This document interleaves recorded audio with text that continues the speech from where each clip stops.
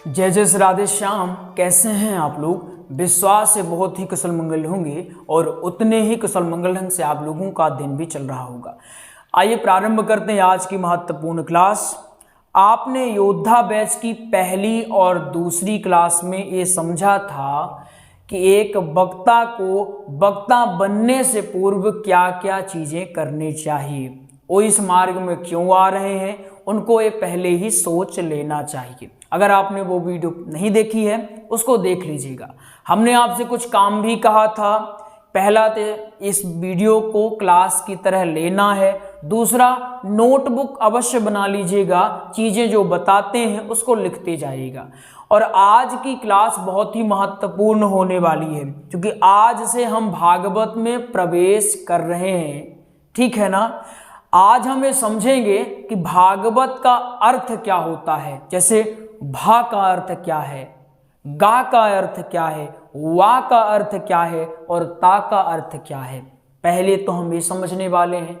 इसके बाद हम ये समझेंगे कि आखिर भागवत में अध्याय कितने हैं, स्कंध कितने हैं, ये सारी चीजें समझेंगे। इसके रचयिता कौन है, इसकी रचना आखिर हुई तो हुई कैसे, ये सारी चीजें आज की क्लास में हम समझेंगे। मतलब आज की क्लास पूरी तरह से तथ्यात्मक होने वाली है। तो आइए शुरू करते हैं भागवत की यह तीसरी क्लास योद्धा बैच वाली। आपने इस शब्द को कहीं ना कहीं अवश्य सुना होगा। क्या लिखा हुआ है? ये लिखा हुआ है भागवत। क्या यह पूरा लिखा हुआ है? क्या हमने सही से लिखा? इसका उत्तर है बिल्कुल नहीं। आज आप लोग समझ जाएंगे कि आखिर भागवत को लिखना कैसे है, पूरी तरह से क्रम से समझेंगे, ठीक है ना। टॉपिक डालिए नाम, भागवत का नाम, ठीक है ना।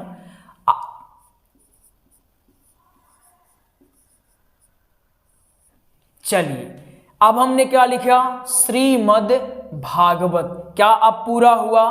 बिल्कुल नहीं, अब पूरा हो जाएगा महापुराण। क्या अब पूरा हुआ? बिल्कुल, अब यह पूरा हो चुका है। तो ये रहा भागवत का नाम। आप टॉपिक डाल सकते हैं भागवत का पूर्ण नाम, ठीक है ना। तो अब से आप लोग सिर्फ भागवत नहीं कहेंगे, पूर्ण सम्मान के साथ श्रीमद् भागवत महापुराण। कुछ लोगों को कंफ्यूजन है भागवत गीता में, भगवद गीता। देखिए भागवत गीता और भागवत महापुराण ये दो चीजें अलग हैं, ठीक है ना। ये है 700 श्लोक वाली जो भगवान श्री कृष्ण ने कुरुक्षेत्र में अर्जुन को उपदेश करते हुए बताया था। क्लियर है ना। तो अब से भागवत महापुराण और भगवत गीता ये दो चीजें अलग हैं, ये बिल्कुल आप समझ गए होंगे।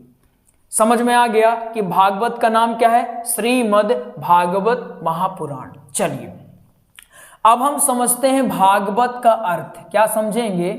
भागवत का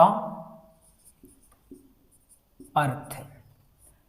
आपके सामने शब्द लिखा है।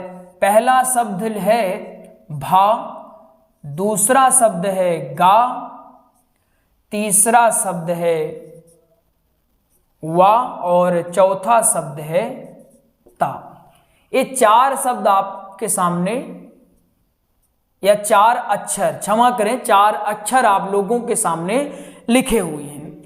अगर इनका अर्थ ढूंढने जाएं तो बहुत सारे विद्वान हैं जो तरह तरह की बातें इसको लेकर किए हुए हैं। कुछ विद्वानों का कहना है भागवत कलयुग में एक ऐसा शाश्वत साधन है जो भगवान प्राप्ति बहुत ही आसानी से और सुगमता के साथ करवा देता है। कुछ विद्वान कहते हैं भागवत भा माने भूमि, गा माने गगन, वा माने वायु और ता माने तोय हो जाता है। कुछ विद्वान कहते हैं भक्ति, ज्ञान, वैराग्य और त्याग इसको कहते हैं। तरह तरह के विद्वान हैं।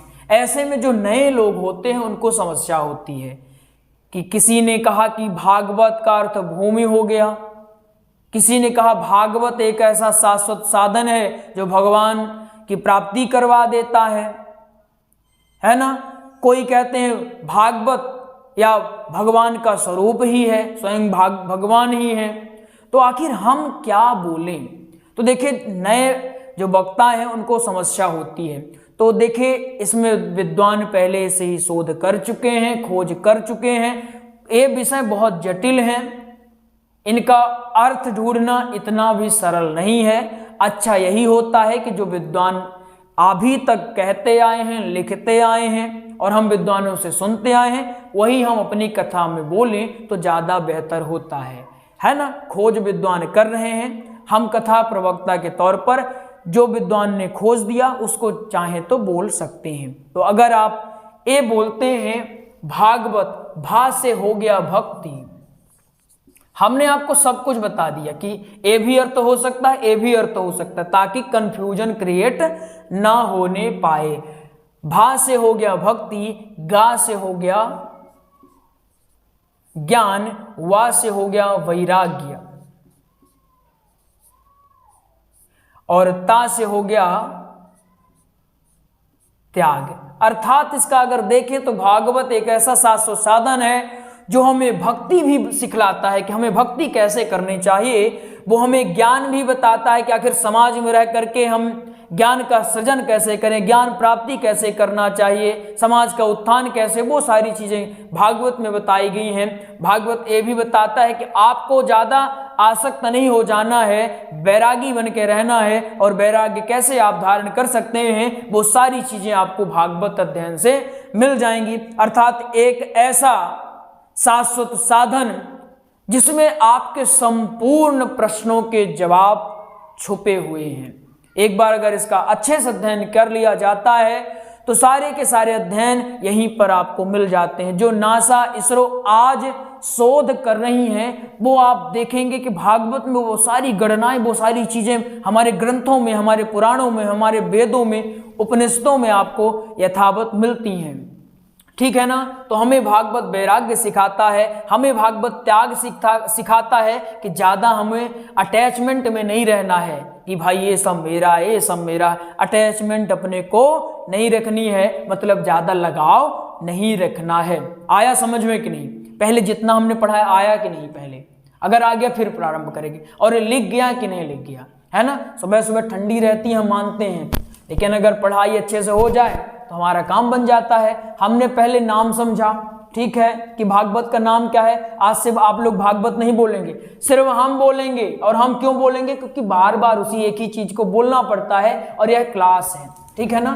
क्लास और व्यासपीठ वो बहुत, इसमें बहुत अंतर हो जाता है ना। जैसे हम क्लास में कभी कभी हल्के शब्दों का प्रयोग कर देते हैं आपको समझाने के लिए, लेकिन आप व्यासपीठ में जब बैठोगे तो आप उन शब्दों का प्रयोग नहीं कर सकते, क्योंकि आप वहां पर एक गरिमा में स्थान पर बैठे हुए हैं, आपके पास बहुत जिम्मेदारियां हैं, और हम शिक्षक के तौर पर आपको समझा रहे हैं। तो समझाने के लिए जो भी तरीका उपयोग करना पड़ता है हम बता देते हैं, ठीक है ना। तो सिर्फ हम बोलेंगे, आप लोग आज से श्रीमद् भागवत महापुराण, ठीक है ना, या फिर भागवत महापुराण, अगर ज्यादा हो है तो भागवत महापुराण, लेकिन सिर्फ भागवत आप लोग नहीं बोलेंगे, ठीक है। आज से अर्थ अगर कोई पूछेगा तो आप कह देंगे ना कि भागवत एक ऐसा शाश्वत साधन है, भागवत एक ऐसा शाश्वत साधन है जो भगवान की प्राप्ति करवा देता है ना। भगवान की भक्ति से सराबोर कर देने वाला शाश्वत साधन ही भागवत है। क्या है? इसको चाहे तो लिख लीजिएगा, भगवान की भक्ति में सराबोर कर देने वाला शाश्वत साधन ही भागवत है। आ गया समझ में कि नहीं आया? चलिए अब आगे बढ़ते हैं। अब इसकी रचना के बारे में अगर थोड़ा बात कर लेते हैं। इसकी रचना के बारे में विद्वानों में बहुत ज़्यादा मतभेद है। कैसा मतभेद है? कुछ विद्वान कहते हैं 10वीं शताब्दी में,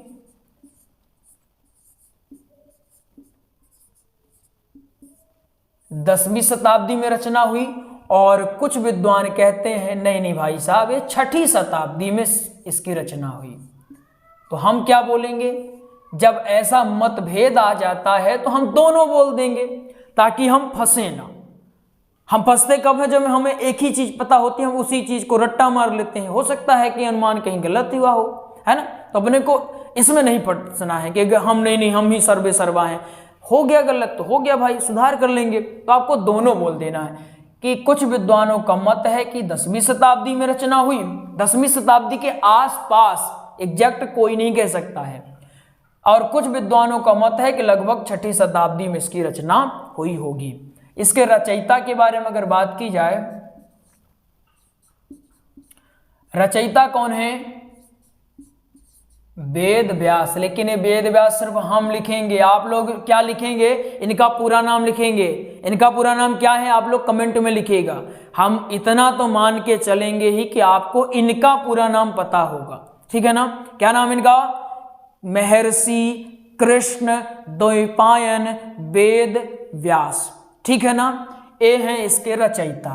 थोड़ी सी कहानी इसके बारे में समझ लीजिए।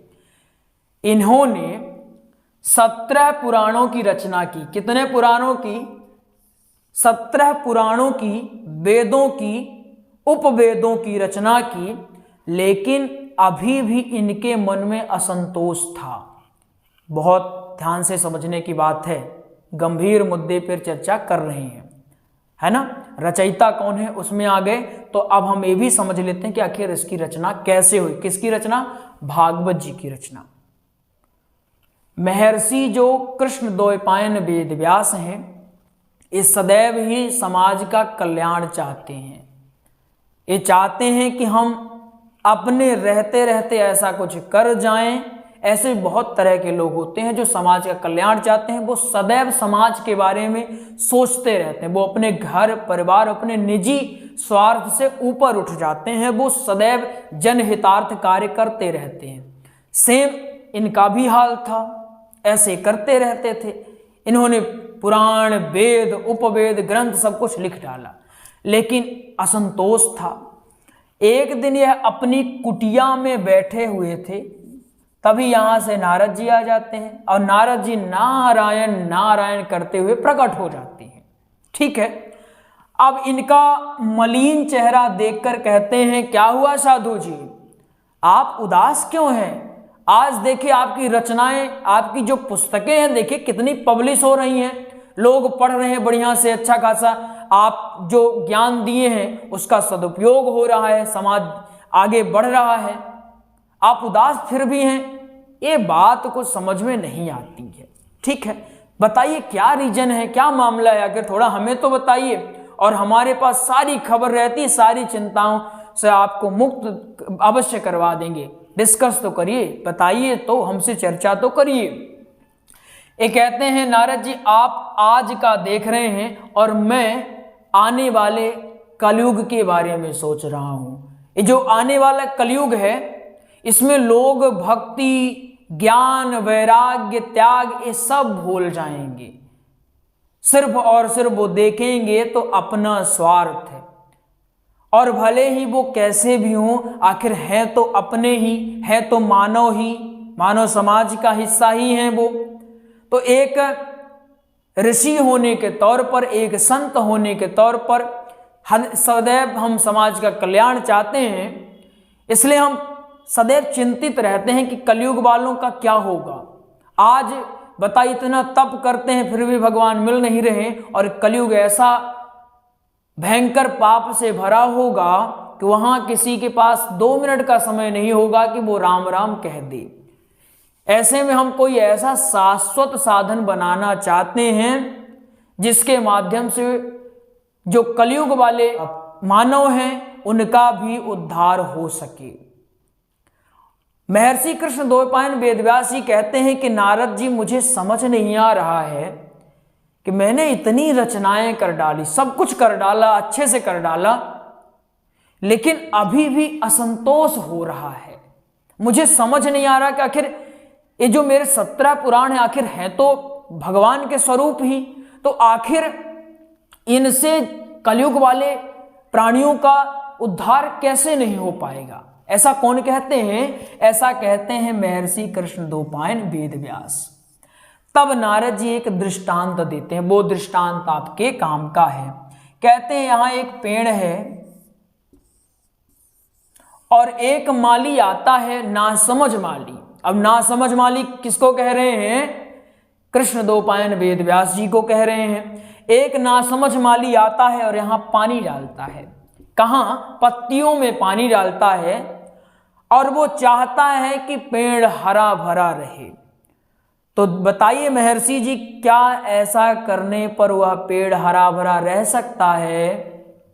वेद व्यास जी कहते हैं कैसी मूर्खता भरी बातें आप करते हैं, ऐसे कैसे रह सकता है? अगर पेड़ को हरा भरा रखना है तो जड़ में पानी डालना पड़ेगा। नारद जी कहते हैं बिल्कुल वही बात तो हम भी कह रहे हैं। अगर आप चाहते हैं कि लोगों का कल्याण हो, आपको संतोष की प्राप्ति हो, तो आप मूल में जाइए ना। आपने इतनी रचनाएं की बताए, वहां कहीं भी आपने भगवान श्री राम को, भगवान श्री कृष्ण को, भगवान नारायण का कहीं भी आपने उल्लेख किया, कहीं चर्चा की? आपने सब कुछ कर लिया, मूल को ही आप भूल गए।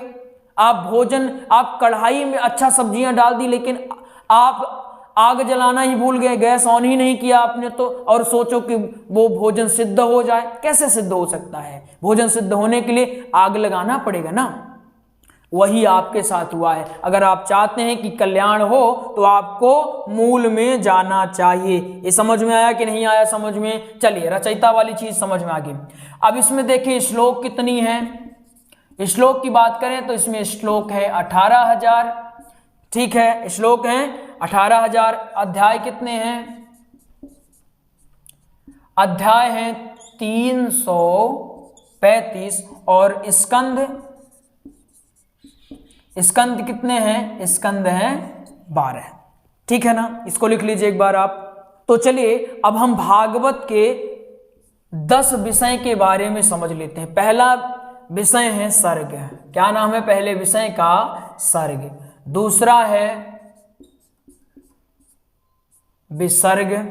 ऐसा क्यों बना रहे हैं वो लास्ट में समझाएंगे आपको, और लास्ट में एक बहुत इंपॉर्टेंट चीज है, उसको सुनकर जाइएगा। ठीक है ना। तीसरा है स्थान, फिर पोषण। ठीक है, पोषण के बाद ऊति। ठीक, ऊत के बाद है मनवंतर। ठीक, मनवंतर के बाद है ईशानुकथा।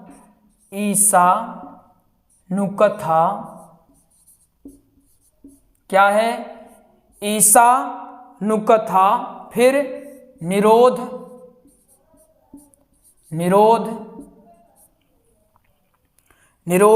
इसके बाद मुक्ति, और अंतिम में सबसे महत्वपूर्ण है आश्रम। लिख गया सबका? ये इंपॉर्टेंट है। भागवत के 10 ये विषय हैं।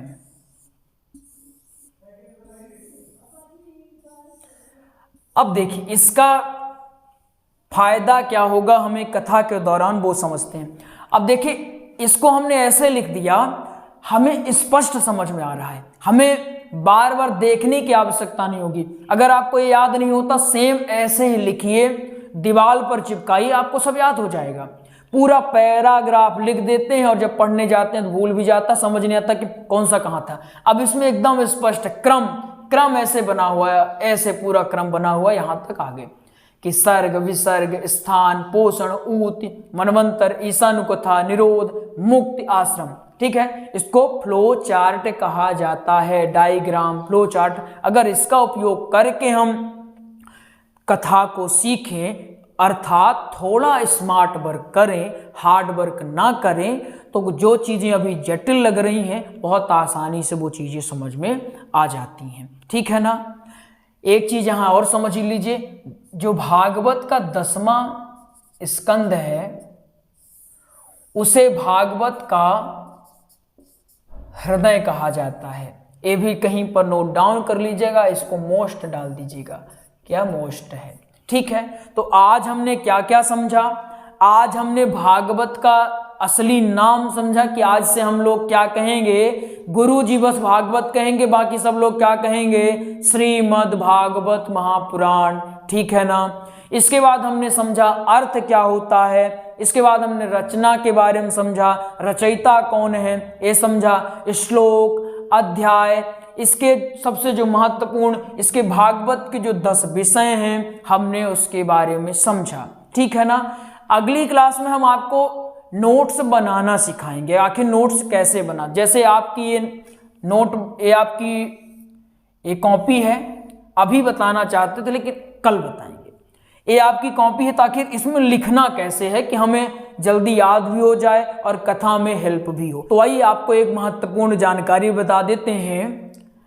हमने भागवत जी का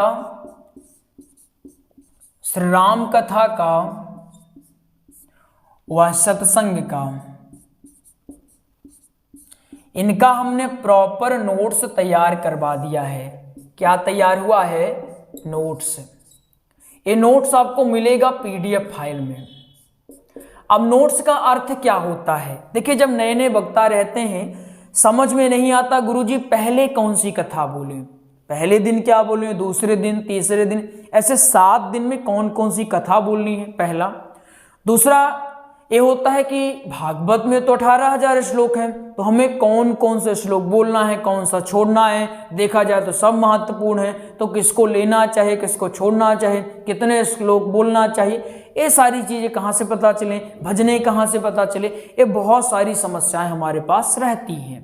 तो हमने इन सब समस्याओं से बचने के लिए नोट्स तैयार करवा दिया है। भागवत जी का नोट्स आपको 1389 मिलेगा। यह टाइपिंग हो चुका है। बहुत अच्छी बात है कि भागवत का नोट्स इतनी मेहनत के बाद हमने टाइप करवा ही लिया। ठीक है। अगर हस्तलिखित लेंगे तो वो 489 में आपको मिलेगा, लेकिन ये हस्तलिखित है। कैसा है? हस्तलिखित, ये ध्यान रखिएगा। श्री राम कथा का नोट 1449 रुपए में, यह हस्तलिखित है, इसमें कोई दिक्कत नहीं है। सत्संग का नोट्स आपको 441 रुपए में। अब आप कहें गुरुजी भागवत का आपने टाइपिंग कराया, इसका क्यों नहीं कराया? देखिए, भागवत में रहते हैं श्लोक, क्या रहते हैं? श्लोक रहते हैं। और श्लोकों का क्या रहता है कि थोड़ी सी भी दिक्कत हुई तो सारे श्लोक गड़बड़ हो जाते हैं, और भागवत के 18,000 श्लोक में ढूंढना भी दिक्कत होती है, और उनको आसानी से इंटरनेट में खोजा भी नहीं जा सकता है। वहीं अगर राम कथा की बात करें तो इसमें दोहे, चौपाइयाँ, छंद, ये सब होते हैं, तो इनमें कोई दिक्कत नहीं होती, स्पष्ट रहते हैं, आसानी से पढ़े जा सकते हैं, कोई भी समस्या नहीं होती है। इसलिए इसमें टाइपिंग की आवश्यकता नहीं है, इसलिए हम इसमें टाइप नहीं करवाए हैं। जो सत्संग का नोट्स है ये टाइप किया हुआ रहेगा, आपको टाइप किया मिल जाएगा, कोई दिक्कत नहीं है। तो अगर आप प्राप्त करना चाहते हैं इस नंबर में कॉल कर लें। नंबर है 8269386376। इस नंबर में आप कॉल कर लें। आपको नोट्स की और जानकारी अगर चाहिए वो भी मिल जाएगी। लगभग हमने सब बता दिया, नोट्स कैसे रहता, शुल्क क्या है, सब कुछ बता दिया। आप इस नंबर में कॉल करके और जानकारी भी ले सकते हैं। अगर सीधे मंगवाना चाहते हैं कि हमें पीडीएफ मिल जाए, मिलेगा पीडीएफ में, ये भी याद रखिएगा। तो आप इसी नंबर में शुल्क जमा कराइए, उसके बाद व्हाट्सएप में राधे राधे और पेमेंट का स्क्रीनशॉट डाल दीजिएगा, आपको नोट्स उपलब्ध करवा दिया जाएगा। और जिन्हें भागवत और श्री राम कथा की स्पेशल क्लास की आवश्यकता है, वो भी चाहें तो इस नंबर पर कॉल करके स्पेशल क्लास ले सकते हैं।